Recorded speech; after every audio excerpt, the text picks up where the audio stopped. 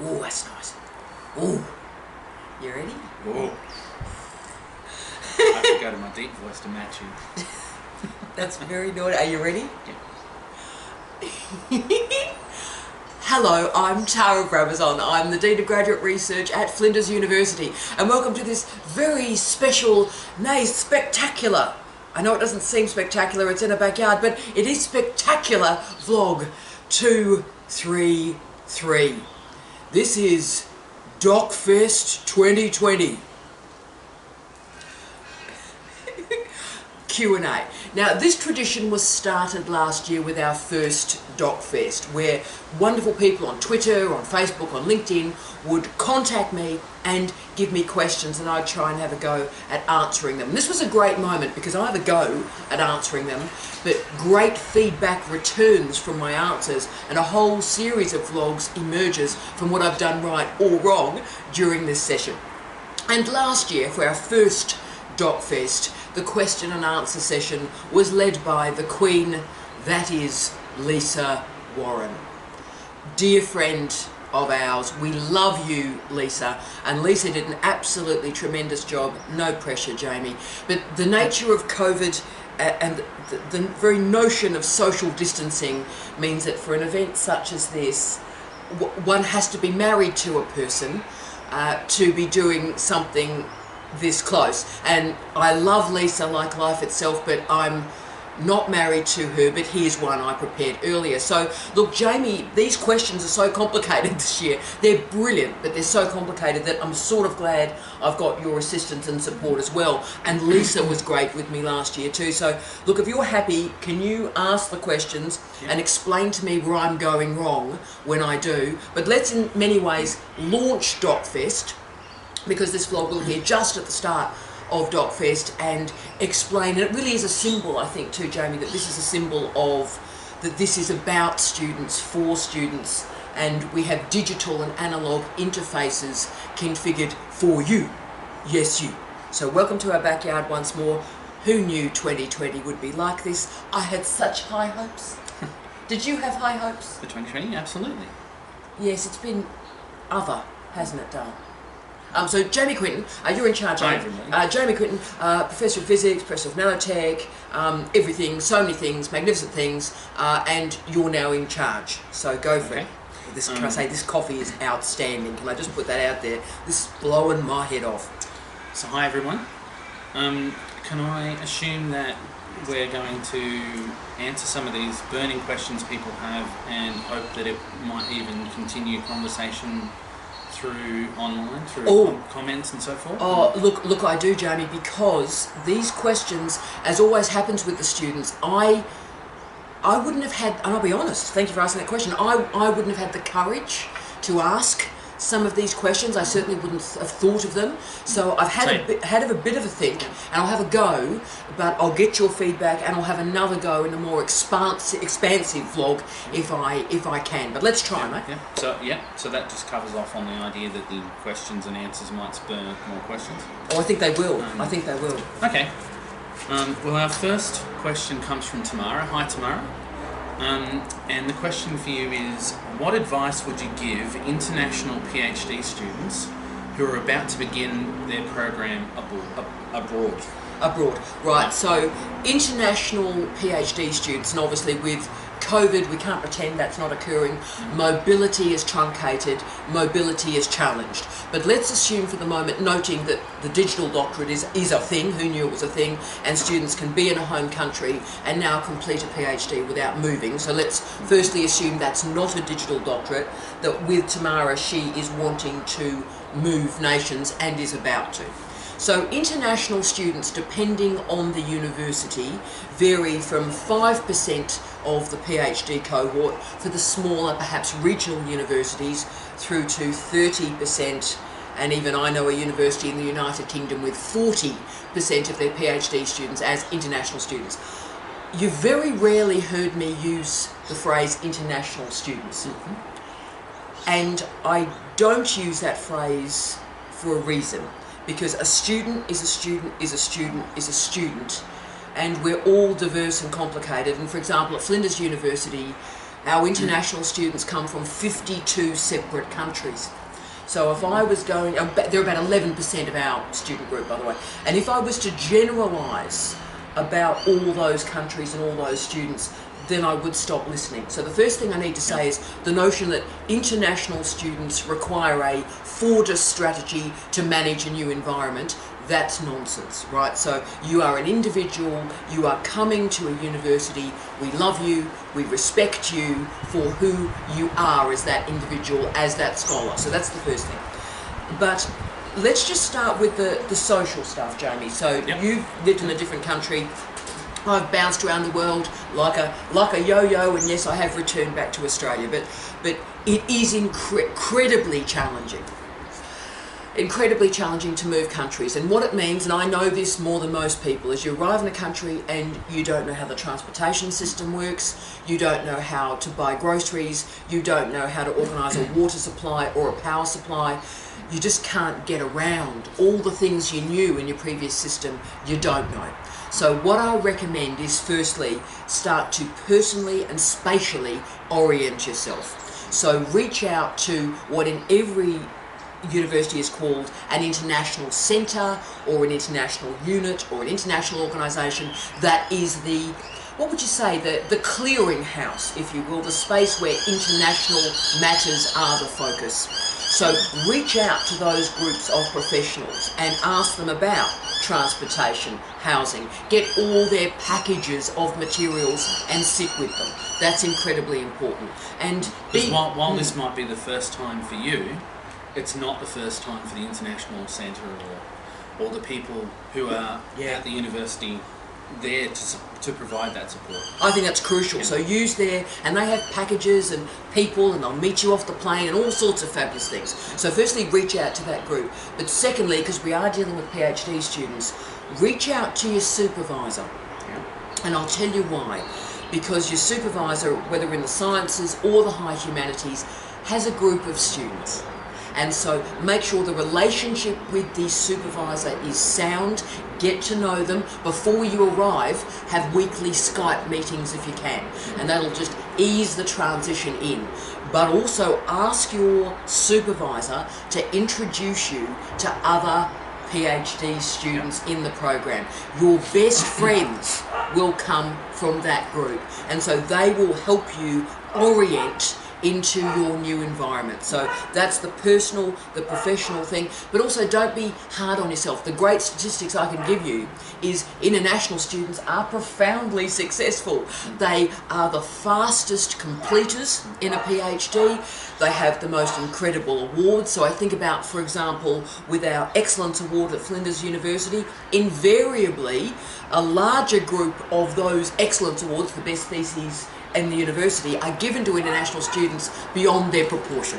So the first thing is you have an arc and a trajectory for success, but in many ways you have to create the frame personally, professionally and intellectually so you're okay. But the other thing I would say is it's also fine to not be okay, right? And to ask for help. And that's the crucial thing I see in an Office of Graduate Research. So make sure you meet your dean.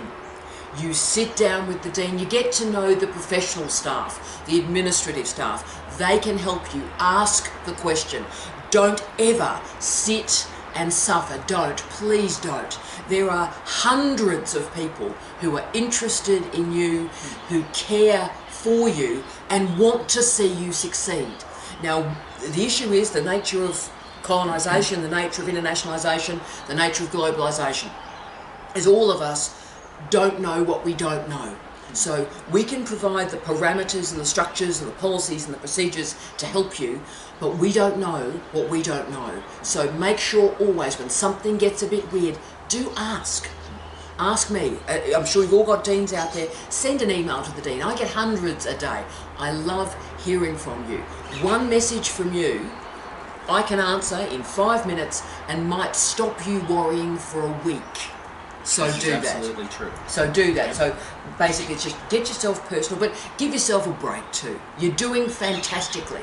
Living in a different country is the most amazing thing you will ever do. It made me, it built me as a human. So you are a different person when you finish this international experience, and it's a great experience. It takes courage and grit and endurance and persistence, but if you can do it, triumph awaits you. How's that for an answer? Good on you, Tony. Can I just add one? I would love that. I'm just going to butt in. Oh, what you do? From a supervisor's point of view, most of the supervisors that you'll encounter have actually been overseas. They've definitely been overseas, I would say, but most of them have actually lived overseas at some point during their lives, so they know what it's like, and they don't expect you to just arrive and fit right in and be ready to go. They actually have some appreciation of the fact that we know how hard it is anyway. It's hard for every student to settle in and transition into the PhD or the higher degree. But we know that you need to establish your base needs, and we know that you're not likely to be able to figure it all out by yourself. So never treat it like you're by yourself and isolated and you need to figure out everything. And can I just add one other final thing too? That's superb. I'm just remembering yesterday we ran our online induction, and the lovely Angelina, hello, Selamat Pagi, Angelina, was asking these questions, going, how am I going? Am I all right? How do I find out this? So she was asking that during an orientation, but she was present at the orientation. So all those sorts of orientations, inductions, meet and greets, go to them, meet people, transform your life. Yep, absolutely. Okay, well, our next question is from Brabazon. Hello, Brabazon. And the question is, how can non-native speakers of English improve their academic writing? Oh yes, now here we go. This is what I often refer to as the Joseph Conrad matter, and I'll try and explain that shortly. Heart of Darkness, for those of you that know where I'm going. So, Balsam, thank you so much for that. The first thing I need to say to you is the best students I have graduated as a PhD supervisor have been international students with English as a second or third language. So the first thing is recognise you might think you're not a good writer. My experience proves otherwise. Okay, so the first thing is assess what your worry is and ask professionals, ask your supervisor, ask colleagues, and ascertain if your assumption about yourself and your writing is actually real or accurate, or it's something else. So that's the first thing. The second thing is be confident. Remember, you are a PhD student. Now, student, you're learning. Right? When people go PhD researcher and stuff, I often correct them because we are dealing with students and you are learning and you have permission to learn. You have a right to learn, you have a responsibility to learn. And one of those things that you learn is, you've guessed it, writing. And so therefore what I would advise, if you are an English as a second language speaker, so new permanent resident for example, or an international student, pick out a university that cares about writing. And what are you looking for? Well, you're looking for, in an office of graduate research or an office of centre or unit, whatever your university calls it, a lot of our universities have writing programs as part of our professional development. So it's integrated into the entire story. So it's not a matter of, oh, I'm English as a second language, oh no, I'm a problem, I'm over there in the naughty corner. It's like, look for mainstreamed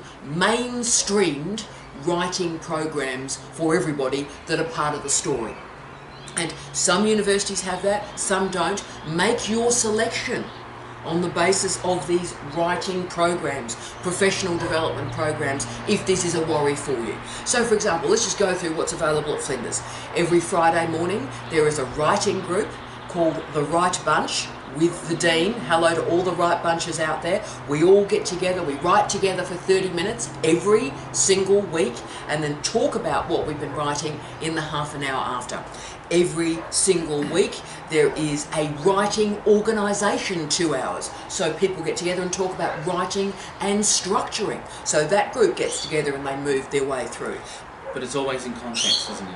So it's not like it's an extra task for people. Oh, they no. actually are working on the mainstream things that they'd be working on anyway. So let me give you an example. Thank you for that. So let me give you an example. As the organisational structuring writing group that meet, I think, on Thursday mornings, they come with the chapter or the chapter that they're writing for their supervisors, or a chapter that they're thinking of writing, and they have the headings and the structure, and the group talk through the structuring of the idea. So yeah, it's not like let's randomly do it. It's not extra work. It's actually to help you do the work you need to do. Oh, absolutely. It's not like let's write an essay on goldfish. Let's invent something. Let's goldfish is a thing. Respect.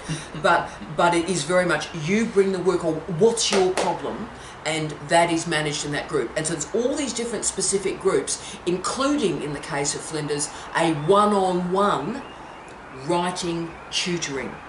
So what happens? The student may be going through some challenges, and they come to meet an experienced writer with a PhD, so they write for a living, but they've also done a PhD, so they know it, and they sit with you, and by the way, all these services are free, can I say? They sit with you at least once a week, you get that hour one-on-one free, and they sit with you and teach you the writing skills. So they show you what's going right and wrong, but they teach you how to fix it. Right? So what I would advise is everything, if writing is your worry, pick a university where writing is their thing. And it's not a matter if it's a secondary thing or, just get the results and you're fine. Don't go for those sort of universities. I mean, Jamie is one of the greatest writers I've ever seen. He's a physicist, magnificent writer. My boss, Robert Saint. I'm not supposed to be able to write. But you're magnificent, right? My boss, Robert Saint, Deputy Vice Chancellor of Research, one of the greatest writers I've ever seen, right? So don't do the art science thing, because that's nonsense.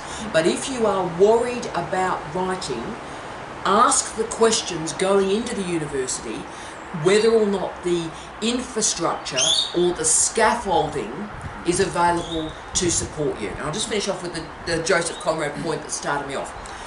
Joseph Conrad, I think English was his third language, and he wrote Heart of Darkness. Apocalypse Now. Fantastic book. Now, when you read that book, and it's one of my favourite books in the top 10, when you read that book, it reads a bit odd. It's disturbing. It's different. It's managing English differently. But those differences make the book. So the innovation, the reflection that you bring to the English language from having the profound expertise of working in other languages, that's a gift. That's a gift. And that will allow you to not only write great English, but write it differently and defiantly and with courage, and creating a distinctive writing style. So it's a gift. Is that yeah. Is that the answer? I'm just wondering, follow-up question. My right as the questioner. Knock yourself out, brother. I'm wondering if, Tara, your comment about the success rate for international students is actually related to their uptake of PD compared to domestic students. Do you find that international students are well engaged with PD? Oh, I hadn't even thought about that. Yes, they are. And a big hi to Dr. Danny Milos, who's in charge of our professional development program. Yes, they are. And I've got the data sets. I'm going through the data sets in my head at the moment. Yes, that is the case. So international students, and also when they come, they commit. So the programs I've talked about, anyone can go to an hour gig on something, and they're always well subscribed, international students and our domestics. But our international students particularly dig in. So every week, so when we've got programs for a year, they come every single week. They commit, they dig in, and they're successful. So of course that's why they finish in the minimum time, because they're not mucking about. Yeah. They're here to learn and to open themselves to new knowledge. Isn't it interesting that the recognition of I would like to improve, I would like to be better at this, is in fact a precursor to success? Look, absolutely, and I think, Jamie Dalman, that's the point. When our international students come to us, like in the orientations and inductions, and they're underconfident, I just sort of have to say to them, you are aware that the most successful students on our campus are international students. the students that do the best, that do well, that commit, that are a pleasure to supervise, that are involved in the life, the intellectual life of a university, that is you. All right, next question. Yes. Okay, so this question is from Rach. Hi, Rach. Hi, Rach. Rach is asking for a friend. Hi, Rach. Oh, no, friend. she is actually asking for a friend. I don't know the friend's name. It's okay. It's okay. It is actually a real friend rather than a. That's okay. Anyway, the question is, and this is a very in-depth question. Oh, it's this one. Oh my goodness. How do you reconcile Indigenous methodologies with the standard colonial methodologies that are accepted and promoted, often by white Australians who are PhD supervisors?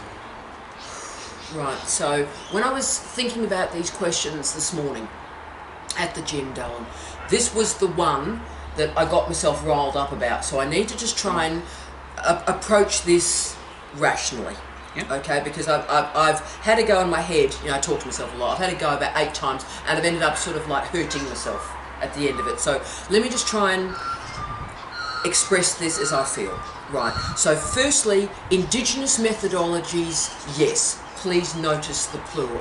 So the notion of we have, and I'll call them colonizer methodologies and Indigenous methodologies, and that's basically othering Indigenous methodologies, right? So the first thing we need to say is Indigenous methodologies are plural and complex, multi-interdisciplinary, post-disciplinary, and when properly engaged with and explored, transform, transcend, challenge, alter, in some ways decimate colonising methodologies, okay? The reason they haven't so far is because our universities, particularly in Australia, are profoundly colonising organisations. So firstly, Rach and Rach's friend, hi.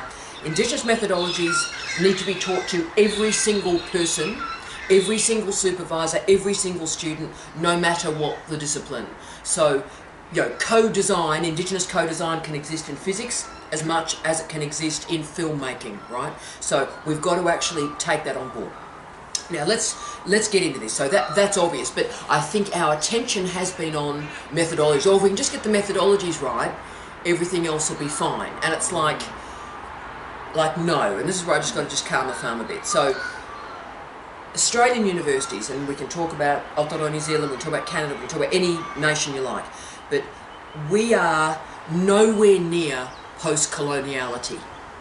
We are in a deeply colonising, destructive space and place. And universities are part of that colonisation, okay? We are implicated, we are into this thing up to our necks, right? Because what we validate as language, what we validate as methodology, as knowledge, as examination processes, as what's required to be admitted into a PhD, every single step of it is a colonising moment, right? So what we need to do, and I've been working on decolonising the doctorate for 20 years, and I've failed. I'm still failing, but I'm hopefully putting on a good fight. And I guess that. I'm sorry, I'm butting in. No, please. I'm guessing that's because the requirements, the frame, the lens in which the PhD is kind of structured and measured is in fact through a colonial lens. Correct. That's exactly right. So if we're going spot on. So if we're going to address that, there are hundreds of things we have to do. The first thing that we have to do as white people, we can go white privilege or not, I'm comfortable, I've got challenges with the term, but I'm absolutely cool with it. You present this skin to the world, you have an easy ride. Thanks. The first thing that white supervisors, white academics have to do is shut the hell up often. Be quiet, be respectful, and listen. Excuse me, I'm having a cough. So we've got to be respectful, we've got to listen. Then the next step is you've got to do something. And what white people can do, particularly in positions of power in universities, is we can hire Indigenous academics. So the first thing we have to do is increase the proportion of Indigenous scholars in our universities. And there's lots of ways we can do that. One great scheme I was involved in was hiring a B-level academic, and 80% of that colleague's time was spent doing a PhD. So they were teaching in 20% of their time, but they were supported to do the PhD, and they'd finished in 3 years. So we had a magnificent scholar, Indigenous scholar, with a PhD in 3 years, and they've gone, I think they're now an associate professor, right? So firstly, we need to increase the number of Indigenous colleagues. Secondly, then we need to promote them, and we need to listen to them. And then once we've got that group, every single policy or procedure in the entirety of the university needs to be recalibrated and reinvestigated. Because if we're enacting a decolonising lens,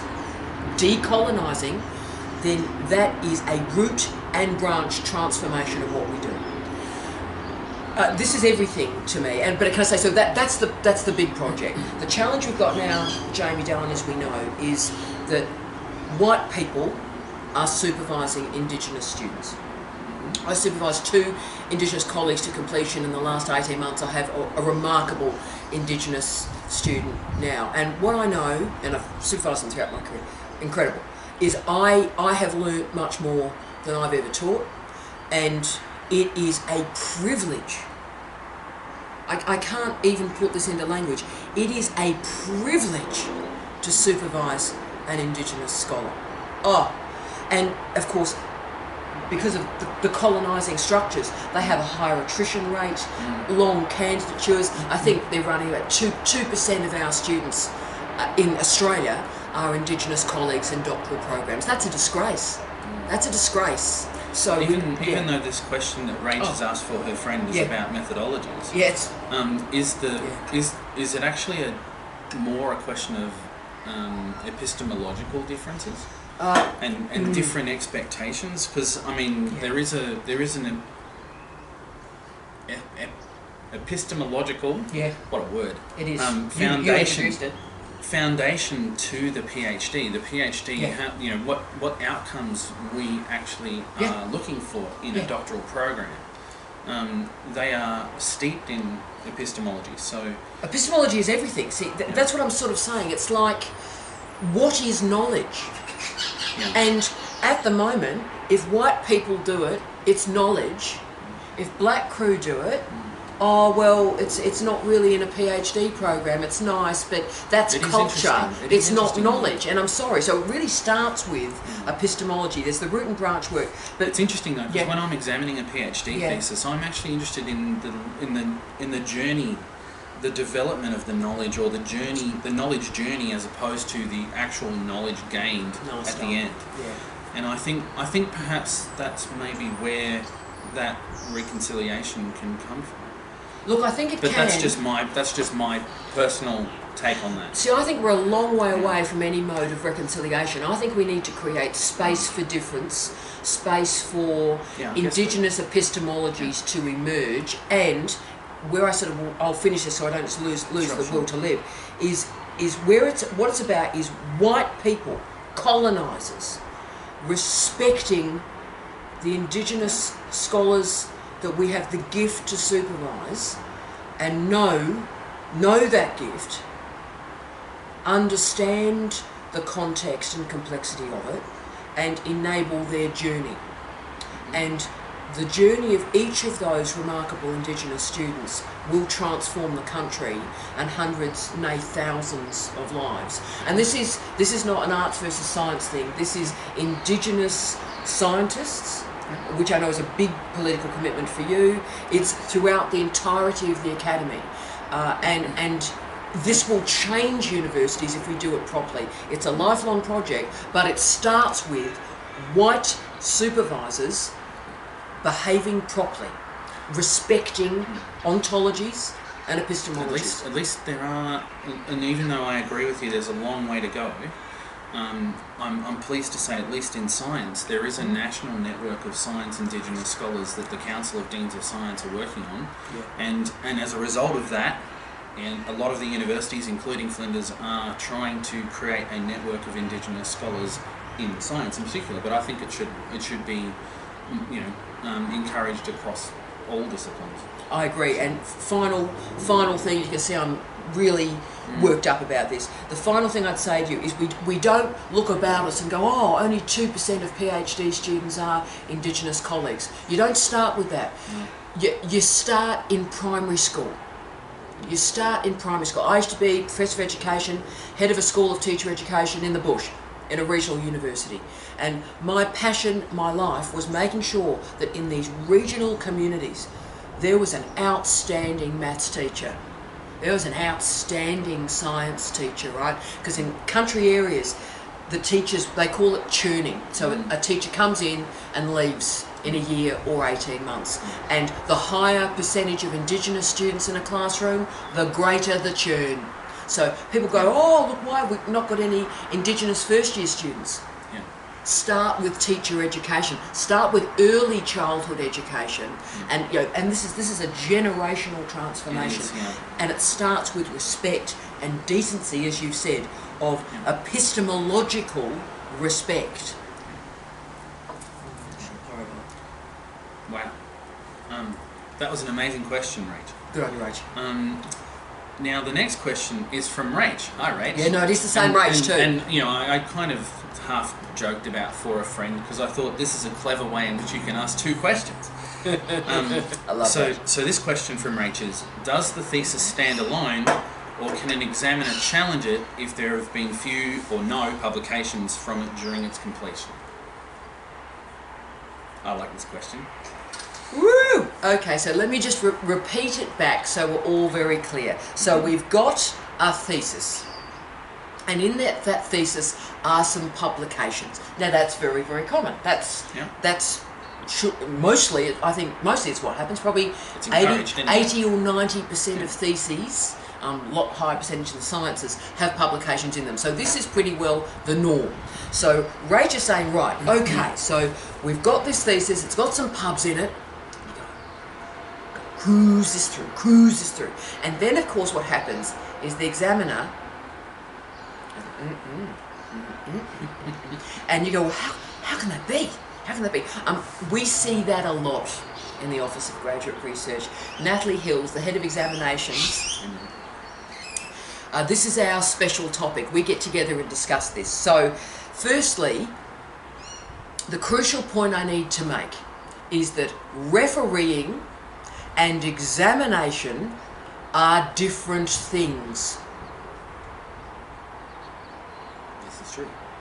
Full stop. Now, that could be the answer to the question, but I will actually continue. So, refereeing is, particularly in the sciences, where there are very clear generic parameters about what an article looks like. So, okay, here is data set, here is a way of structuring ideas for that journal. Referees look at it and go, yep, that's fine, that looks pretty right, thanks for playing. It's gone through refereeing and it's published.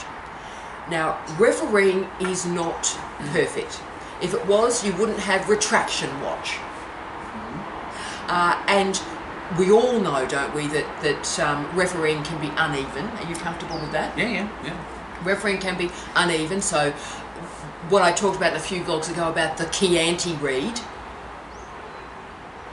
that happens with theses. It also happens through refereeing. Yes, and articles look a lot better 3 Chiantis in, I believe. Yeah. So look, refereeing is uneven. It's an inelegant art. All sorts of biases come in. Do I believe in refereeing? Like life is long. I believe in refereeing. I believe in peer review. But a lot of errors and sloppiness, is made. We know that. And also, refereeing is different from examination. So, firstly, lots of stuff goes wrong with, errors get through in publications. Then we get to the thesis itself. Now, a PhD has policies, procedures, guidelines that go to examiners about what they're looking for. And one thing they're not looking for is a refereed article. They're looking for an original contribution to knowledge, an arc of an argument, very good academic scaffolding, good structure between chapters, the building of the narrative, as Jamie said so brilliantly, and they want to see the vista. They want to see the arc of knowledge being created.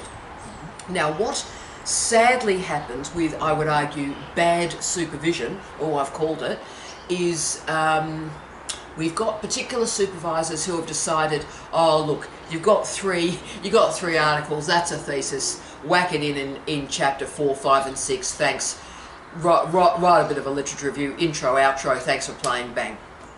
Now maybe those theses got through, not in my experience, and I've been involved in graduate education now pretty closely for over 20 years. I would argue they've never got through. Maybe they did in some unicorn nirvana. But what we do see actually, and this is the tragedy of it, where there are publications, they are badly placed in the thesis. So it's like the thesis is going well, and then it's like, and there's like, let's just slam this article in, has nothing to do with the stuff around it. And then, oh, hello, here's the next chapter. It's like, right, and so the methodology is the same. It's pretty well cut and paste. So it's like there's a repetition, and you're going, really? And then there's a conclusion. So people who are wanting to read a thesis go, right, well, there's half a thesis here and a couple of articles. The articles, and examiners say this, the articles don't talk with anything around it. D, revise and resubmit. Right? Are you reading my mind? Yeah. So, and we'll get to you in 1 second because you've done this. So, in other words, there's the factual matter, if you will, that you have an article, it's gone through refereeing. If there are errors in it, examiners will pick that up. And I have a great story. It was in forensic science, I think, where a remarkable examiner went through, I think there were 10 publications in it. And he'd spent 40 hours listing the errors in the publications. All of them. So like, the maths was wrong. Okay, so that's the first thing. So errors factually can occur. Then there's actually, you've just destroyed the story of your PhD. So you've said, oh look, it's gone through refereeing, that means it's of quality, the examiner will agree with them, thanks. And actually the examiner is after something else, much more granular, much more meaningful, the arc of the argument. So that's my bit of it. Now, you've seen this recently as an examiner. Well, yes, I have. So I was actually going to ask the follow-up question, can the examiner challenge it even if it has multiple publications, but you've already answered that. Oh, yes, that gentleman did. Oh my goodness me, yes. I'm going to try and throw an idea out there as well. Yeah. So I think part of the problem is the student reaches the end of their doctoral candidature and they encounter something called an examination. And because it's called an examination, you see it as a pass or a fail type activity, and that's all you care about. You care about the qualification of, is it good enough, yes or no. But yeah, like it's binary, that's right. If you think about what the purpose is, the learning objective of what a doctoral program is, and it's about the development of knowledge, truly great scholars actually welcome criticism. You actually learn more when you have impediments, when people put things to you you haven't thought of and go, did you think about this? Is this another possible interpretation? Or, you know, are you limiting your thinking here? And then you, and in fact, it can spurn entire new research programs and so forth, right? If you're confident enough and comfortable enough with your knowledge and your skills and what you've developed in your PhD, you shouldn't actually be frightened of the examination process, because even if you get pushed back, even if the examiner says, you know, there are flaws here, it can be an academic exercise. You can actually have a conversation, you can make changes, you can recognize the limitations. All of those things are part of showing a deep understanding of the material that you're talking about. Oh yeah, and the flaw, the problem is the research. The thing that goes wrong is the research. The grit in the oyster creates the pearl. And I think, absolutely. But I also think that notion of it's got to be perfect or get it right and wrong is a problem, I think. I'd never thought about that as an issue, whereas I always see it very much as a continuum. And just to finish off Rachel's point, so I hope, Rachel, we've been provocative on this, but Rach, what I'd also say is one of my favourite stories from an oral exam, from a viva, is, and of course he was a Yorkshireman, of course he was, where he was saying, right, well, let's get into this. And it was a great, really robust, fun viva, and the student did really well, can I say. But I always remember the gentleman from Yorkshire say about an hour in, right, so we're at chapter 4, the publication. let me explain to you how I disagree with the peer review. And then it was some of the most fun I've seen in 30 minutes. So he then asked questions about, okay, well, it might have gone through refereeing, but have you thought about this, and this? The peer review didn't, you need to. And by the way, the student passed. Yeah. Okay, well, the next question actually is a continuation of this. It is. So Claudia, hi Claudia, asks, how does publication around your thesis work? How does it work? Can you publish chapters or papers but not exactly like your thesis? Oh, there it is. So Claudia, I am waiting for Claudia to enrol. Claudia will do the fastest PhD in the history of the universe. She has been planning to do a PhD. How long, Claude? 5 years? It's just, Claudia, enrol. Claudia, change the world. Please, Claudia, enrol in a PhD now. But this question might help her do so. So, as I've said, it's great. I'm never one of those people that says, oh, don't publish from a PhD. I think people misconstrue my statements about refereeing and examination. I've published how many? 250 refereed articles, most of them single-authored, about to finish my 20th book, and some people go, oh, she doesn't like publications. Dude. But I have 250 refereed articles, I have one PhD. And from that PhD, I got 13 articles from them, right, from that PhD. But Claudia, what I'd say to you is, I think people in our contemporary age do stuff backwards. I know that doesn't come to as a surprise to you and I, Claudia, but people say, oh, well, I have a publication. I've never understood this, so maybe you can explain to me. I have a publication, and then I'll put it in the thesis. Whereas the clearly logical thing to do is write the thesis first. So write the chapter as a chapter, cool, living the dream, nice arc, everything smoothly works together, beautiful. And then what happens is, it takes, 1 day to change a thesis chapter into an article. Right, so I'm always in wonderment that people don't write the chapter and then go, righto, publication, because it takes a day. And further, if you've written the big, chunky, fabulous chapter, as we found with beautiful Narelle, hi Narelle, when you've got the big chapters, they become 3 articles. So you can then go, oh, right, well, that's beautiful. And then the sections in the chapter become independent articles. So instead of getting 3, 4, or 5 articles out of a PhD, you get 10, 11, 12. So how am I going around her question? So what I would do, Claudia, always is focus on the thesis first.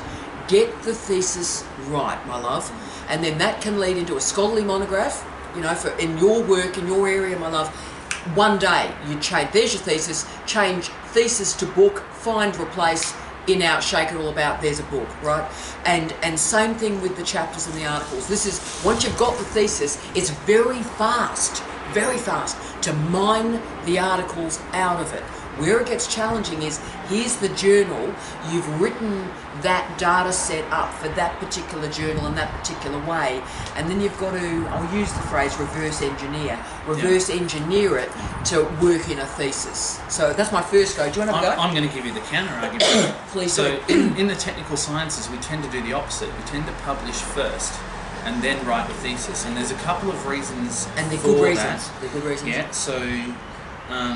so the first reason is when the student is working out what that arc is, when they publish their work, they actually get feedback from a reviewer. Correct. Who gives them an independent assessment of their thinking, of their data, of how well they're progressing. Great use of peer review. Great. And so yeah, exactly. So when they go to write their thesis, they're more confident that their thesis is going to be successful because it's already been through that peer review process. That's where, for the purpose of the thesis, that's actually of value. The second reason is because when a student in the technical sciences tends to finish their thesis, they've usually got the thing that they're going to do next lined up and they go to jump into it. And if they haven't published by that point, they're much less likely to publish after the fact, no matter how great their thesis is. Great point. So in my case, I actually was really lucky. I worked really hard and I got 9 papers out of my PhD. But I did those. I had 7 of those when I submitted my thesis, and I had 2 that I wrote after it was submitted. Beautiful. So that, I think, in whatever the circumstances were at that time, I managed to get it right. Oh, look, I agree, But, and I don't think we necessarily disagree. My feeling is that, and I'm a big believer in publishing on the way through too, Giles. I don't think it's like at the end. Some disciplines you sort of have to because you don't know enough. I think some of the humanities, That's philosophy, actually a great point, right? So when you get that feedback, it's really a qualification of, do you know enough? That's exactly right. So publish on the way through, but do make sure that the priority is on the thesis. So get that article out, punch it out, get the data set checked, get the verification of methods checked, that's crucial. But then don't just crunch it back into the thesis, cut and paste it. No. Certainly cut and paste it, but then I want that in the thesis, smooth, clear and beautiful. Do you agree with that? Absolutely. And I'd add one more thing. Please. The smartest advice I think I could impart after everything we've just talked about is write as you go. Everything. Absolutely. Everything. Day one. Every PhD graduate Day one, right. I've encountered has said, I wish I wrote more as I went than I have. Absolute crap. Read and write all the way through. And therefore, Claudia Dale, certainly do publish on the way through. I think you've heard the two lines of argument there. I don't think there's much dissonance there at all, actually. Publish on the way through, but the priority is always the thesis. You are publishing for the thesis and the imperative of the thesis on the way through. There is a part of Claudia's question we didn't talk about, which is not exactly like your thesis. So, the content in a paper is not the same as the content in your thesis, because you'll have detail in your thesis that you wouldn't necessarily have in a paper. A paper has a more limited scope and genre than a chapter in a thesis, for instance. And is often much shorter in the sciences too. Yeah. So I'm giving you from a science perspective, but I can imagine that's probably more generalisable. But can I also make the other point too, and I've often heard colleagues in the harder end of the social sciences say, oh look, there's an article, you just slam it in, and the rest of it is, they often use words like guff. Is the word guff? You know, like it's extra, it's padding, it's not needed. What people don't quite grasp is that, inverted commas, padding is often another article in and of itself. So that's the point about fleshing it out, is yes, that's an article, but the fleshing out, the rendering of it is also meaningful work that can become a publication. And in my case, the example I just gave you of myself, where there were 7 I submitted and then I wrote 2 more. The 2 more came about because after I submitted, I went back and re-looked at it and saw that there were 2 more opportunities, right? So, it's an iterative process. It's not a straight-through process. You can actually go back and revisit it. And I think extend. Claudia, I think that's a great point. Do it like an iterative configuration, but in our sort of disciplines, Claudia, not much publishing happens for us in the first year. Sometimes in the harder end sciences, if you're lucky, something great can happen. In our field, you just don't quite know enough in the first year, but then things build up momentum in the second, and the third year, bang. And sciences is very much like that too. Yeah. And if, Claudia, in that second half of the question, you were raising the issue of self-plagiarism, which might have been there a little bit. We've obviously done a vlog on self-plagiarism. I mean, I call it the unicorn. What do I call it? I mean, it's invented. You know, commercial publishing has invented that as a thing. Knock yourself out. But it's another great point to not take an article and just slam it into the thesis, because of course you might have signed away. I mean, because it's then copyright, IP, all these other variables that are involved, and you can't do that, particularly if the thesis is going to be open access. So that's another great example to either take a completed chapter and produce an article cut from it, and then you can cite the article in the chapter, or indeed the other way around. So you've got an article and then you flesh it out properly, and therefore there's no self-plagiarism there, but do cite the journey of the research. And most publishers, they have their copyright rules available and you can check, but I asked for permission for all of mine because I put them in there in a section in the appendices, but... yes, great. Yeah. Okay. Excellent. So our next question comes from Shay. Hi, Shay. Hey. I like this question. So, does imposter syndrome ever go away? Oh my goodness. And then Shay says, I finished my PhD and am now teaching my own courses at all levels and co-created and teach a popular research methods course for PhD students, but I still feel like a total fraud who will be caught out at any moment. Oh, wow.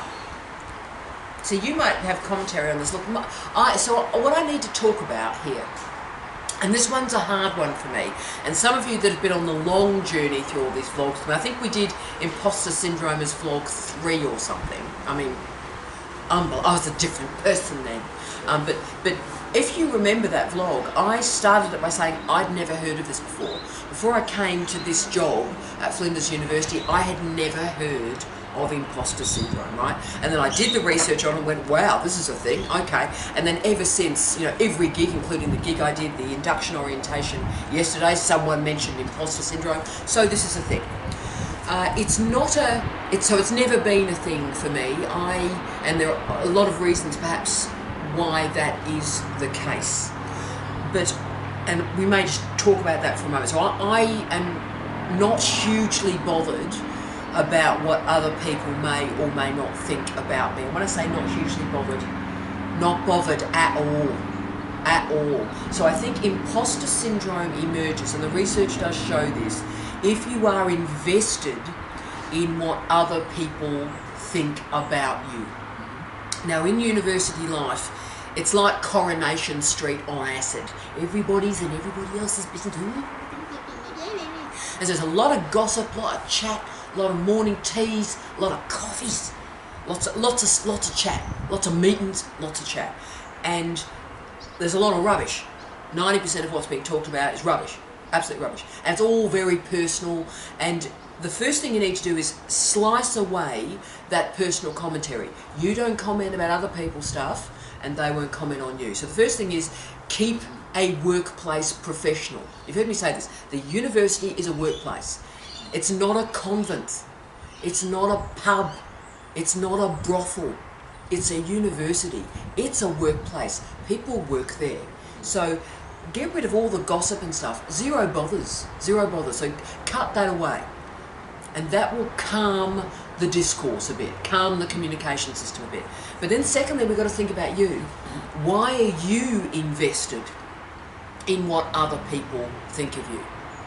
And that's the big question, and we've got to, and only you can really address that.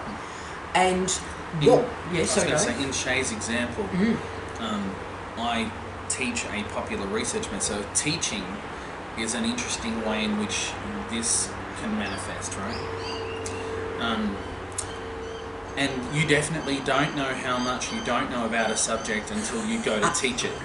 But in fact, in teaching, I think the answer to the question lies in what does teaching mean?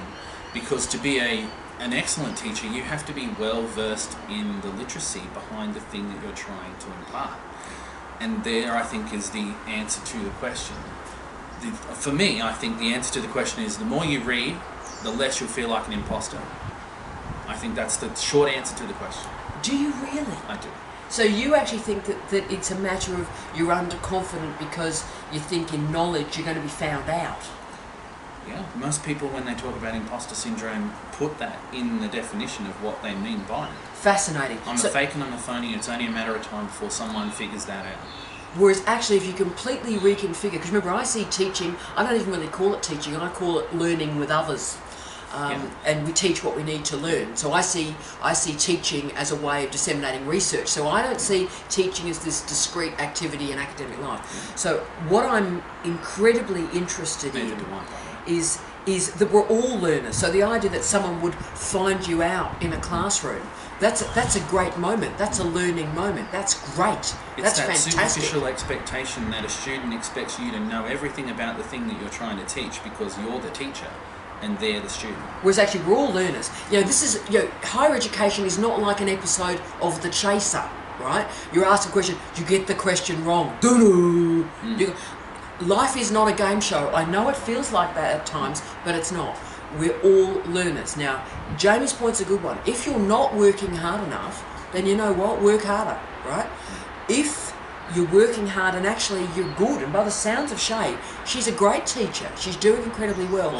Or Shay. Oh, I was Shay. I apologise, Shay. Shay? It could be a he or a she.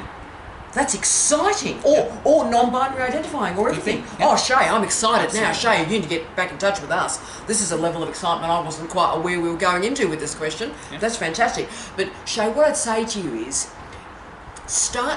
why I think I'm comfortable in my level of achievement and why I have zero bothers with what any other human might say about me is because I've probably developed increments of achievement through my academic life, right? So I never put my entire identity on one roll of the dice. Does that make sense? I write lots of articles and some get knocked back and a lot of them get through, and that's tremendous. I teach a lot and some are like fantastic sessions which I've learned a lot and it's been amazing. Some have been okay. And I never put my life on the roll of a dice. And if you think about my quals, you know, I've done what? 3 bachelor degrees, 3 master's degrees, a PhD, a couple of graduate diplomas, and I did a lot of those quals after I did my PhD. And it's because I believe in that continual learning. I write a lot, I write every day, I read a lot, I read every day, and maybe that's a way to medicate imposter syndrome, because you know, if any, and often they are blokes, my apologies to all the blokes out there, invariably if a bloke goes, well, who the hell do you think you are? It's like, well, look at the quals, love. Or if someone goes, well, I don't think you know about that, it's like, dude, I have 20 times your publications. Go write something and come back and have a chat, right? So I can attest to that. So, but do you think, Shay, it's about, start to get the runs on the board, Shay, in lots of different areas. So start to actually codify your achievements and sit in them with happiness and comfort. What does imposter mean? I think imposter might mean that you're not convinced within yourself that you know what you're talking about. Wow. And you're worried that somebody else will recognise that. So that's actually about you, it's not about other people. Absolutely, yeah. But you externalise it, you project it onto others, and you wait for others to tell you you're inadequate because you don't have the capacity to say, I feel inadequate, I better do something about it. Shay, I would come up with a teaching, a learning, a research, a community service, a life plan, with every year giving yourself increments of achievement. Small, like I'm going to do an hour, LinkedIn learning session. Give yourself lots of micro achievements that you can build a career on. And Shay, that might make a real difference, I think. So you can start to trust yourself and believe in yourself that you're doing well. Good on you, Shay. Yeah. And get in touch with us. Tell us more things about you. This is exciting. Yeah. I hope Shay is not blind. So do I. Yeah. That's exciting. All right. So next question is from Susanna. Hi, Susanna. Are there distinct states in the process of completing a PhD? Wow. Well, Suze, of course, is one of the greatest PhD supervisors in this country, nay, the world. And you can tell the calibre of her supervision by the quality. I wish she was here to answer this question. So do I. I'm going to have a go, and Suze, I'll interview you and you can give a better answer. Are there distinct stages or states? Absolutely, that they are. This could be a future whole course. The first thing I'd say is, in supervision, we talk about a supervisor. A supervisor with a single student is not a single supervisor. There are about 8 different supervisory moments and attributes and characteristics.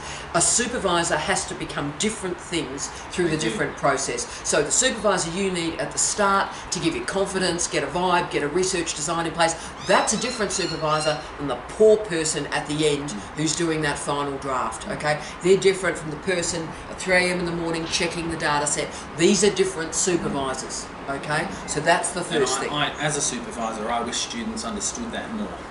And of course, this is why rescue supervisions happen, because a supervisor can do the nice, early, pleasant stuff, but when push comes to shove in the final year, can't cut it, right? And that's where you start to see the rescue supervisions happen, because the supervisors have been able to move through 2 or 3 roles, but not 8. right? So are there distinct states or processes in the completion? There absolutely are. So that's the supervisor perspective. Let's do the student's perspective. In many ways, I can tell the success of a student project by the 3 months before they started. So the student, have they checked that they've got information literacy skills? Have they met librarians? Have they got all their academic literacies in place? Are they thinking about academic writing? So the 3 months before, they get their ducks in the row, they get their life in row, they talk to their partner, they talk to the kids, they talk to their parents, they deal with their laundry. They get their life in order 3 months before they even start. They know what they don't know and they know how to find it. Right, bang, we start. Then the crucial thing is the first 3 to 6 months. Everything. Research design. Everything. I can tell the quality of a thesis by the research design. And that's not only the nice methodological, ontological, epistemological stuff. It is, as early as possible, cutting the legs off a thesis. So all theses start really, really big. The best theses are small. So the great students are able to, in that first 6 months, cut it down. Boom. Find the gap in knowledge, bang, thanks for playing. So that's the crucial stage. And if that goes wrong... And there's the COC. Yeah, that's right. And if you get that stage wrong, it is like the concrete at the base of the house. No matter what you build on top, you're stuffed, right? Well, yeah. It's much more challenging. Absolutely. He's classier than me. It's much more challenging. Right. So okay, you're stuffed. So it's much stuff. Okay. So then there's data collection, which is field work or doing the deep archival work. So that's just slog, right? So that's the next stage. Are you prepared to slog? Are you prepared to go in there, go hard? It's often really boring stuff. Are you prepared to be bored? Go tedious. Are you prepared to do that? And that's very different from the start. So are you prepared to do that? And that can go on for 6 months, that can go on for a year, that can go on indefinitely. So are you prepared to do that? And are you then prepared to bring in professional development through this period to enliven that experience, right? So that's the other stage of a PhD. Are you just doing your thesis in, out, shake it all about? Or are you actually becoming a scholar, intellectual, citizen, industry engaged person? Right, so that's important. Then we start to get to, there's really 2 more stages if I do this, in a really general way. The next stage is disappointment, which is of course a great Pet Shop Boys song. Disappointment. So in other words, you've done your data collection, you thought you were going to change the world, and it's a bit patchy. Or you thought, you're going to run these samples and it was going to be, and it's just not. So, or you get perfectionists. You get perfectionists who go, it's just not perfect enough. And in fact, it's great data, but they go, it's not perfect, so it's crap. That's right. So it's So the disappointment, and that's when the emotional component. That's the emotional stage of a PhD. So it's not what I hoped and dreamed. It's not the unicorn thesis, and if it can't be the unicorn thesis, it is nothing. And so getting that group organised is really challenging, and you've got to get them through that as quickly as possible, right? Now I have to change the title from The Cure to Cancer.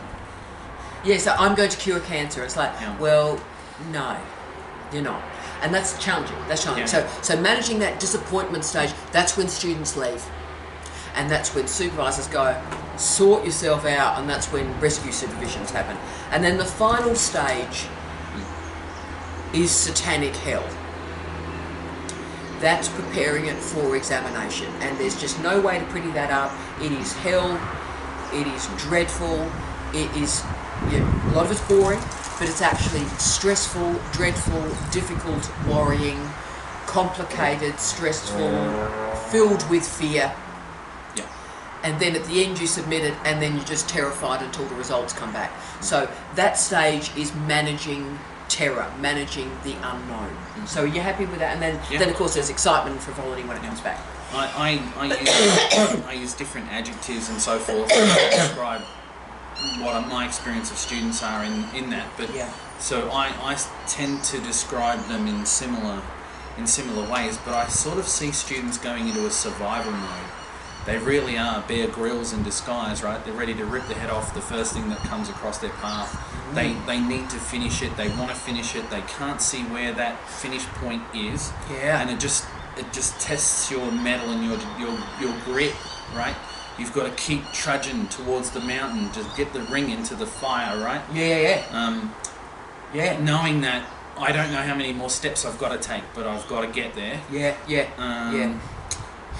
And it's good to know that there are going to be times like that you're going to need to know how to handle that before you get there, rather than get there and then find the disappointment of this is not going the way it's supposed to. Yeah, it's hell for everybody. The final It is, yeah. 3 months, if you're lucky, but the final 6 months frequently, it is dreadful. Yeah. It's dreadful for everybody. So, but a lot of the PD activities and a lot of the advice you get from people is there to try and minimise the pain.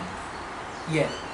And make the pain go away as quickly as possible. Yeah. One of the reasons I did the 10 drafts was to structure this dreadful time, to put a template or a cookie cutter over it so it doesn't just go on indefinitely. It's like, here it is, we're walking through fire, let's do it.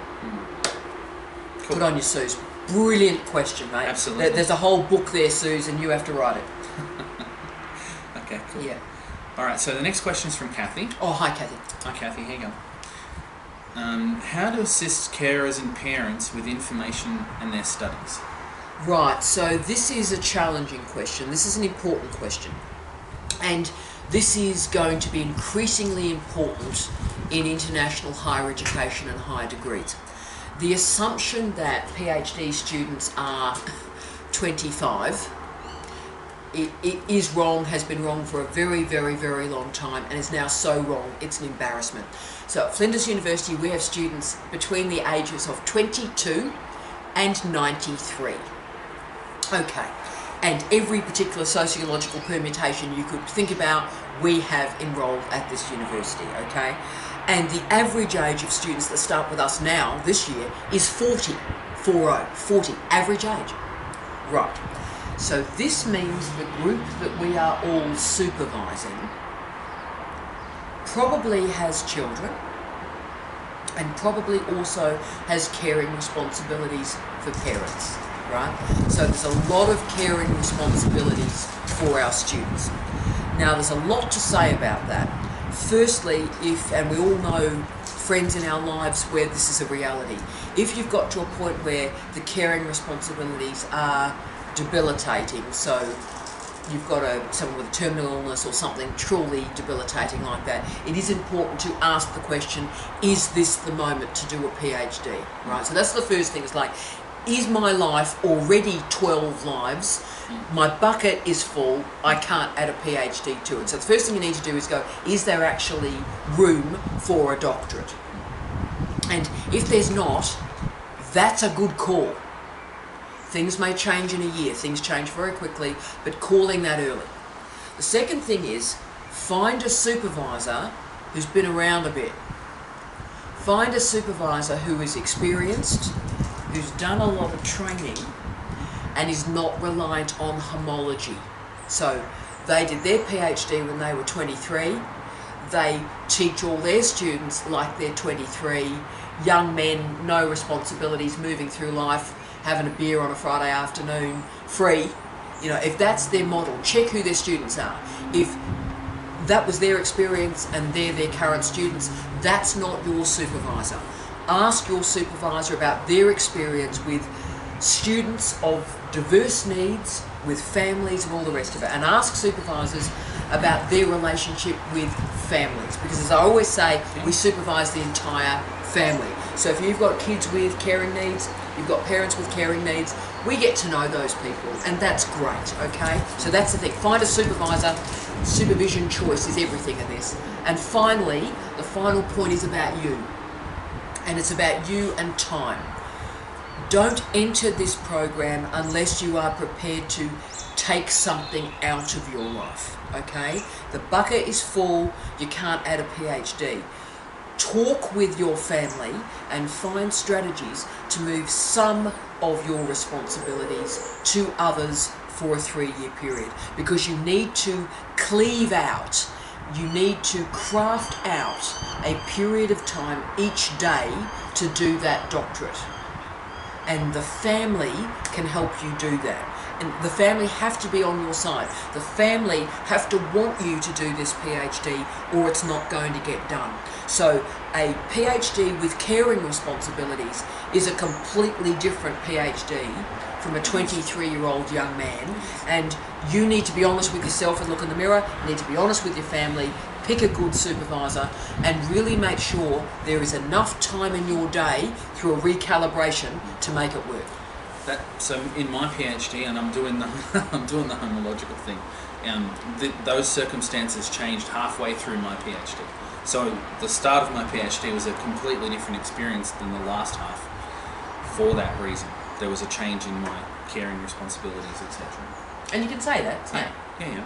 Say what it was. Oh well, my son Jaden, hi Jaden, if you're watching, was born in the middle of my PhD, and that probably, realistically thinking about it in hindsight, changed the circumstances enough that if I'd known that at the start, it might have been enough to say the bucket's too full.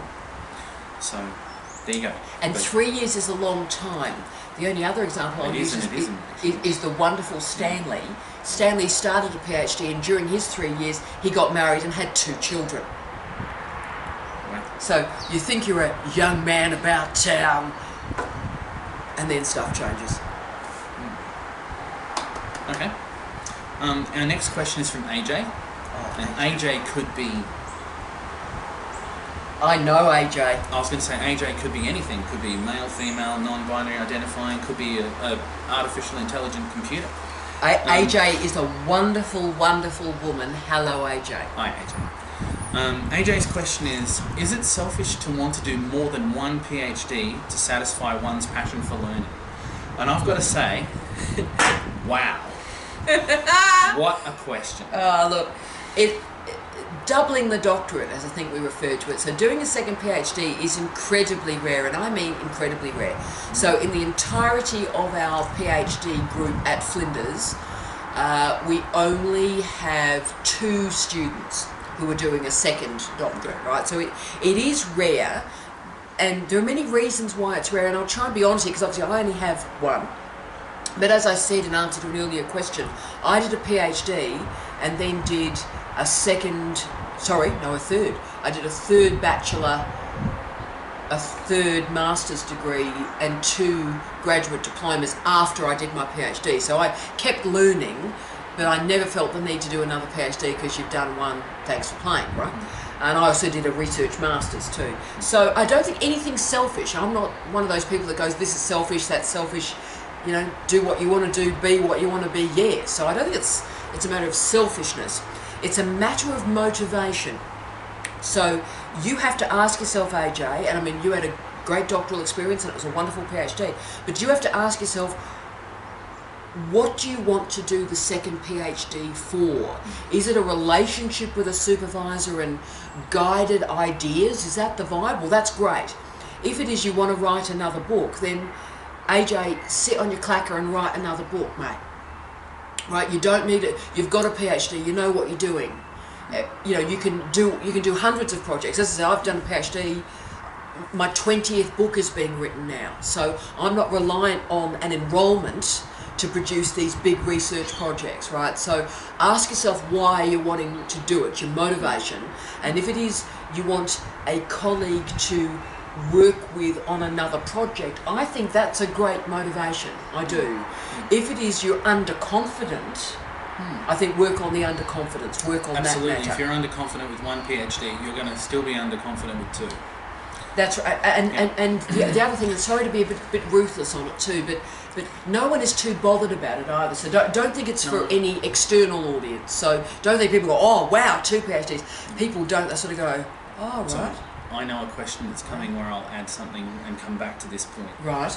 But I was going to say, with Open Day looming, yes, and my Open Day approach to Open Day really, when I'm meeting students, prospective students for the first time, I actually ask them, what skills do you want to build? Right. So if you look at it as a skill building exercise, you have more degrees than anyone I know. Yeah. Per human. But I did it for new content. I was going to say that you know about content. the levels and so forth, right? Yeah. So when you've chosen to do a bachelor, or you've chosen to do a diploma, or you've chosen to do a LinkedIn learning module, you've done them because I assume you've done them because there are certain skills or certain knowledge or certain aspects of each of them at the level that they're at that you've deliberately, carefully chosen. I mean, you don't do anything without deliberating on it first. So I'm assuming that's the case.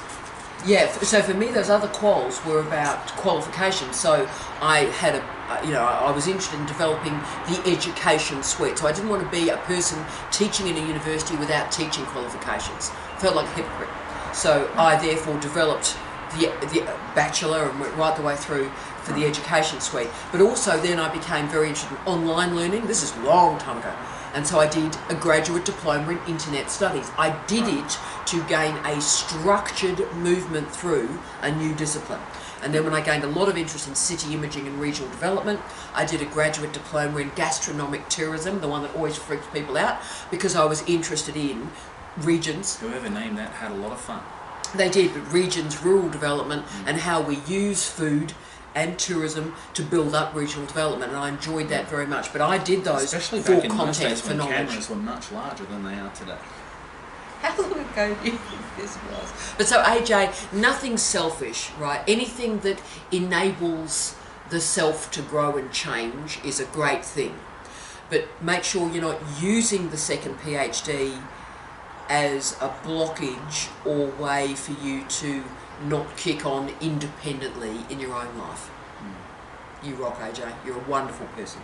Thanks, AJ. Okay, next question is from Idalia. Oh, I love it. Hi, Idalia. What a clever human being. Wow. Okay, so this is an interesting question. It is. What is the reason to do a PhD from economics perspective? Yeah. Not speaking about personal motivation, No. but rather how does a doctorate fit in the global economy? Right, Adalia, you are an amazing person. And look, I'm going to start with a personal story on this and then go out to the political economy and higher education studies, because this is what I look at, that's what I research. So I got a great job opportunity at the end of my honours to work for the ABC, for the public broadcaster in Australia. And I made a decision to do a research master's degree. Even though I had a pretty good job and a remarkable, probably quite fabulous career in front of me. And I remember doing this. I've never told you this story, Del, but I remember doing this. So I was at the University of Western Australia, and I went to the career, remember those old-fashioned career things in universities where there'd be lots of brochures and pamphlets about different jobs? I'm sure they still have. Do they still? Do they? Yeah. Right, so I remember I went there. So look, I'm making a decision about my career. I'm going to go to the career office. And I remember opening a governmental report. And it showed the average salary for people with a bachelor degree, with an honours degree, and a master's and a PhD. And because I'm a pretty tough person, I was pretty impressed to see the scale of the money that someone with a master's degree was earning over someone with a bachelor degree with honours. And the PhD was about the same. It was a little bit more, but it was about the same as a research master's degree. But the jump between a bachelor degree and a master's degree, I thought, for a couple of years of my life, bit of coin, thanks for playing. So yes, I was personally motivated, and yes, all that stuff, and I was, and it was lovely. But I remember the decision was a much more judicious and careful economic decision, Adalia. It was master's degrees allow people to enter the graduate employment market and earn a higher salary. so that's what I did. So, but that was a long time ago. That was not. Went into that career office in 1991. So, what the data sets show, in fact, has increased. We now have what's called degree inflation. So what happened in the late 1990s is that there was the expansion of the higher education sector. More people got degrees, okay? So it meant that just under half of every generation went into university and got a degree, and further, universities like Flinders, my old university, Murdoch University, universities throughout the United Kingdom, Open University in the UK, people were returning to study in greater numbers as well. So it meant much of the society was much better educated. So there was degree inflation. So whereas in the old days, there'd be 15 people applying for a job, 2 of them had a degree, thanks very much, you'd have a great advantage.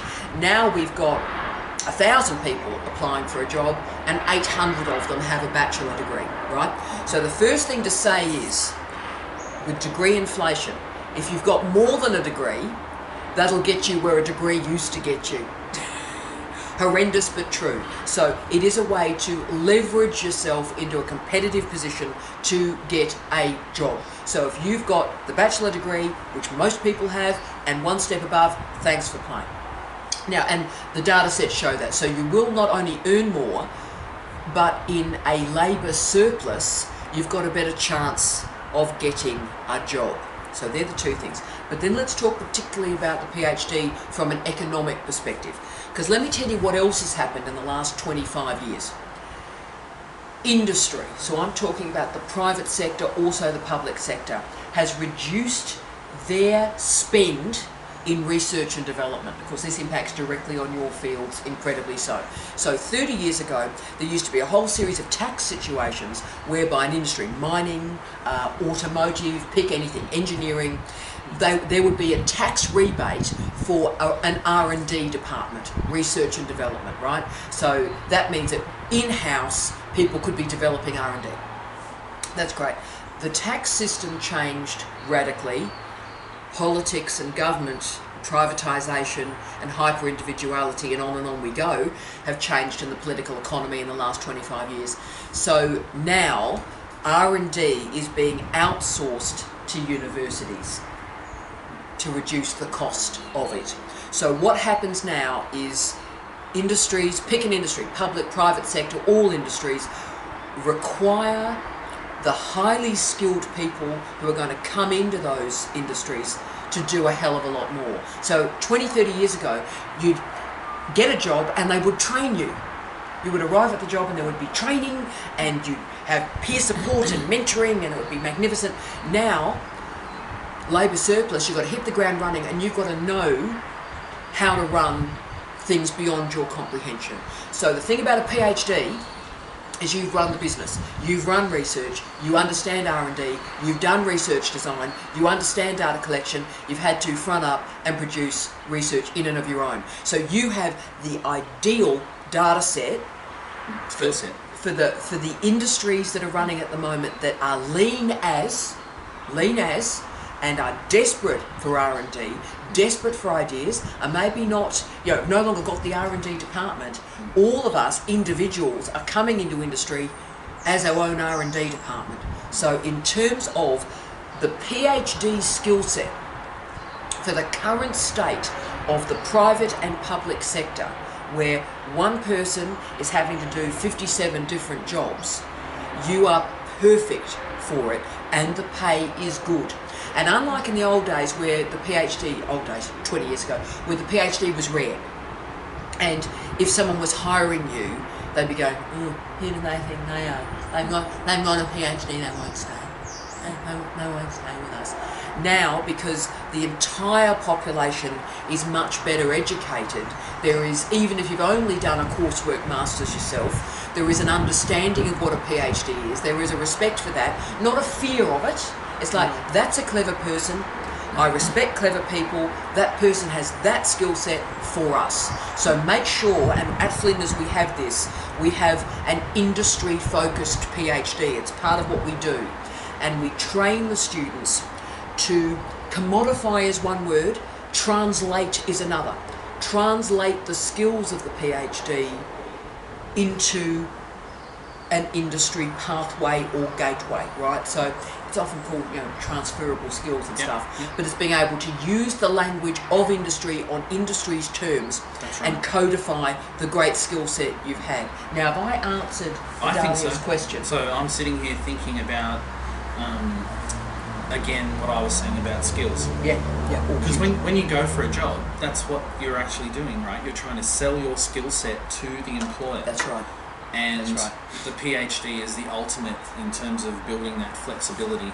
And the flexibility, the ability to communicate across disciplinary boundaries, being socio-politically aware and being able to contextualize and adapt is the thing that it's one of those underpinning skills that industry or employers in general care about, but has not really been a focus until recent times.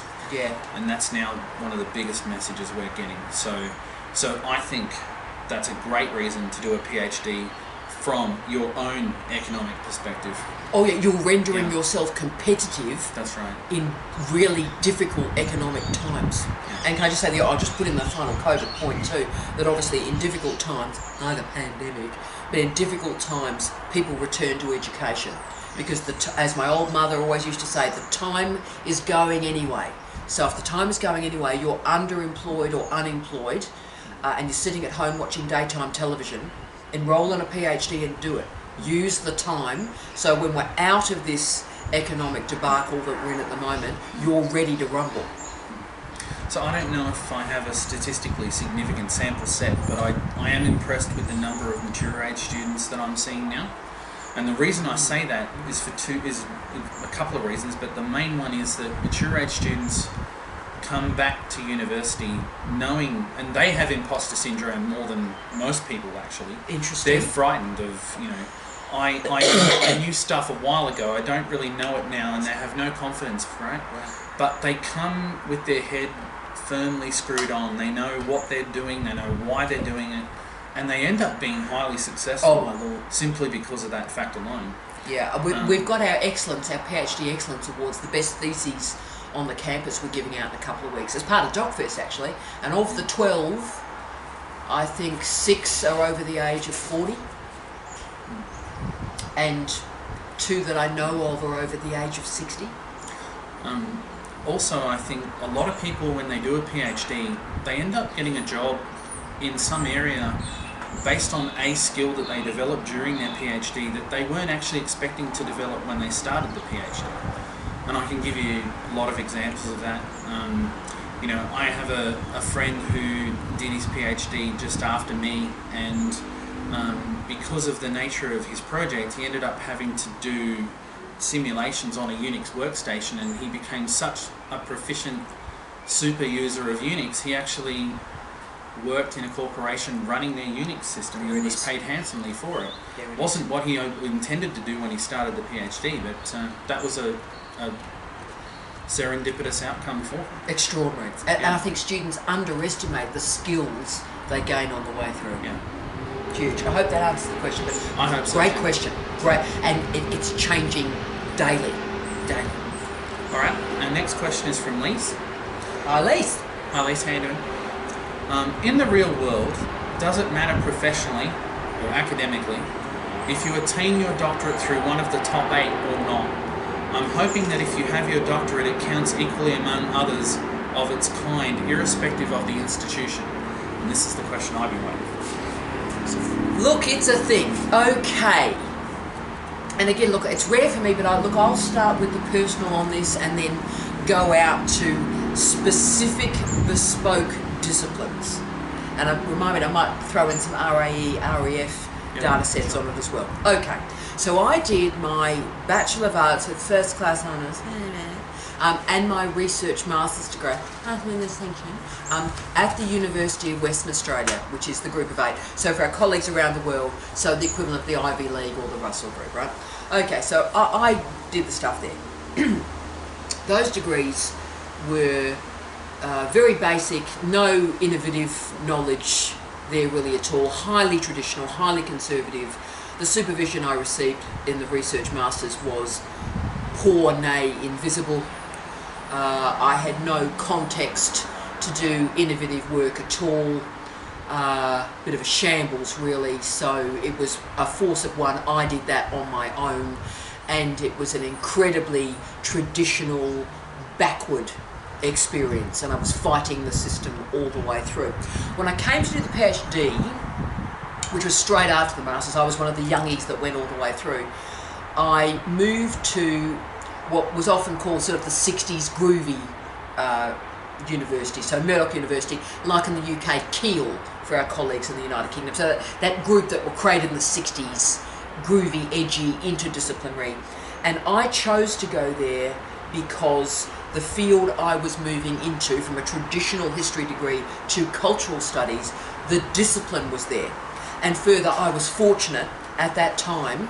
Murdoch University was in the 3 most important cultural studies places in the world. Now, if you think about Australia at the moment, I can't think of any area really, except probably groundwater, where we're in the top 2 or 3 in the world, to be frank, right? But in cultural studies we were. We've lost that now for multiple reasons involving governmental disrespect of the humanities and the social sciences, but I will not divert down that rabbit hole. So I made that decision to go to a university that was and is known for that discipline. The Group of 8, the Russell Group, the Ivy League, they're not known for these innovative, edgy areas. I think about the really edgy, the really great disciplines on the planet at the moment. Post-digital studies, I think about deviant leisure, I think about ultra-realist criminology, the really edgy, magnificent areas of knowledge, the people that have got courage.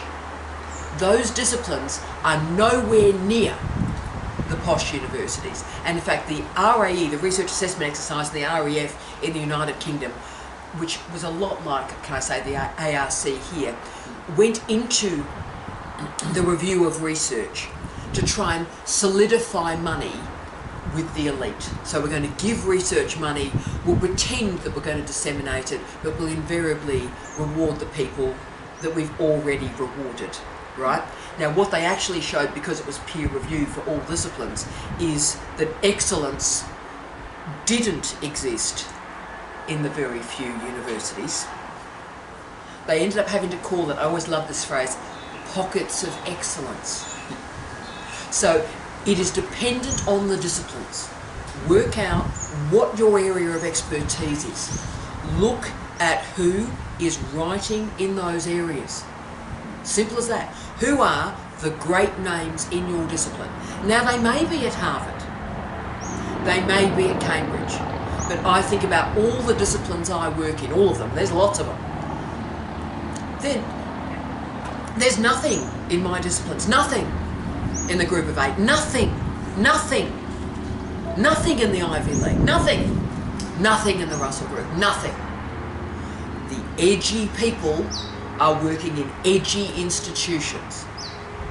So you have to make a decision, and it's a decision. Do you want to do a degree that's about the insignia on the parchment? Or do you want to do a degree for the people in the know, people in that knowledge system know that that institution is where the edgy, brilliant people are developing new knowledge, and those edgy, brilliant people will write references for you for the rest of your life, provide the gateways into the publications in the field, and on and on and on we go. So all I'd say is I have seen no relationship, none, between the posh universities and producing excellent knowledge. None. That's my series of disciplines. In Jamie's disciplines, it's more complicated because there's a lot of money that's required to make experimental science operate. So it is dough focused. And often the top end of town universities have the coin. In my fields, you don't need the coin. You don't need the coin. So it's simply about how clever are you? How brilliant are you? How hard do you work? And that creates the excellence. In your fields, it's a bit different. Do you want to just raise that? Sure. Did I answer it wrong? No. You've just given me, my brain's gone on a bit of a circus to try and minimise the number of things I could talk about. So I'm going to say that my answer to the question from a science perspective is it used to be a thing, and it was such a strong thing that everybody tried to flock to the Group of 8. or overseas to Ivy League and Oxbridge.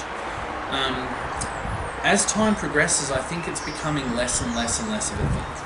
And I'm sure that Tara's point about the money, the cost of research is definitely absolutely true.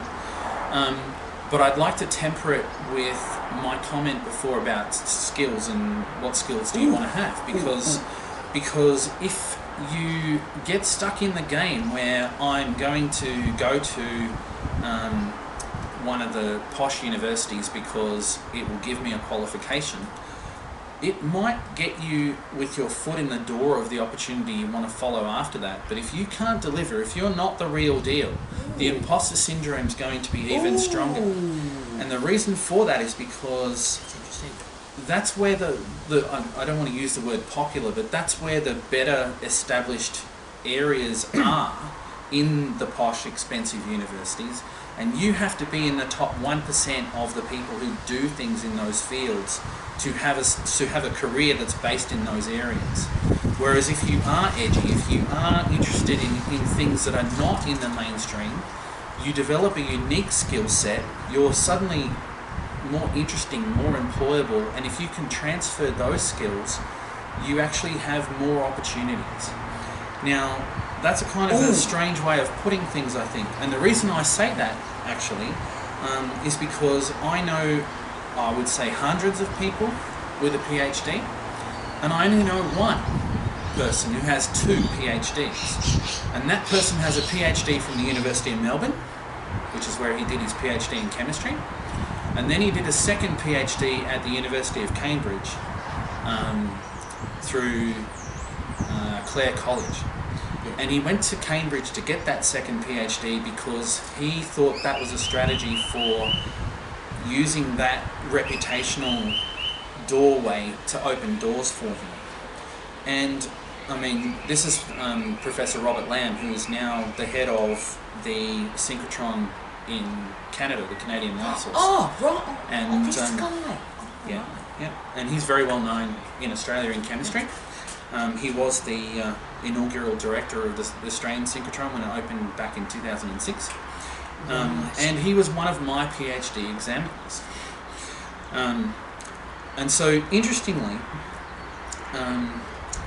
Rob must be near retirement age now, and when he was a student, which would have been in the 70s, I think that Oxbridge doorway thing, that reputational thing, would have been a strong thing. It was. It would have been a good strategy for him, but the amount of time he invested in that, if, one could make the argument that the amount of time he invested in doing those 2 PhDs, if he had have focused on his research area and published in the time he spent on that second PhD, he might have actually developed a stronger research profile, which would have accelerated him in a different way. Yeah. So I don't know if there's a simple answer to that question in that sense, but I will tell you that when I left after I did my PhD, so I started out at UNSW, which was one of the group of 8, and I ended up finishing at Newcastle University, which was one of the next tier universities.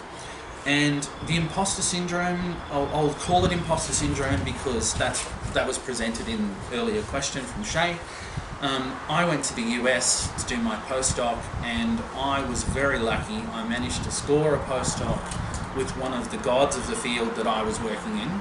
And so in terms of that reputational thing, it was as good as going to Oxford or Cambridge, because the professor that I could then say that I worked for had the reputation on the international scale, and that was at Rutgers University, which is not an Ivy League university, and that was Professor Ted Madian. Bless him, he's not with us anymore. But what I loved about it was he had 4 postdocs that worked for him at the time, and one of them was a Harvard graduate, a Harvard doctorate, and he treated us the same.